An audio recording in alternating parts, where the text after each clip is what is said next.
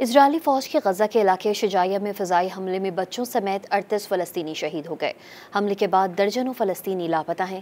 Dawn اخبار میں شائع فرانسیسی خبر رساں ادارے AFP کی رپورٹ کے مطابق طبی عملے کا کہنا ہے کہ صہیونی لڑاکا طیاروں نے غزہ کے مشرقی مضافات میں ایک کثیر المنزلہ رہائشی عمارت پر میزائل برسائے، جس میں 29 فلسطینی شہید اور درجنوں زخمی ہوئے، جبکہ 80 افراد لاپتہ ہیں اور عمارت کے ملبے میں پھنسے ہوئے ہیں۔ حملے میں قریبی دیگر کئی مکانات کو بھی نقصان پہنچا ہے۔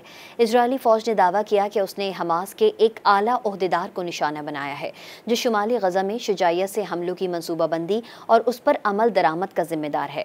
مقامی صحت کے حکام نے بتایا کہ علاقے کے دیگر حصوں میں بھی اسرائیلی فوج کے مختلف حملوں میں مزید 9 فلسطینی ہلاک ہوئے، جس کے بعد شہداء کی تعداد 38 ہو گئی ہے۔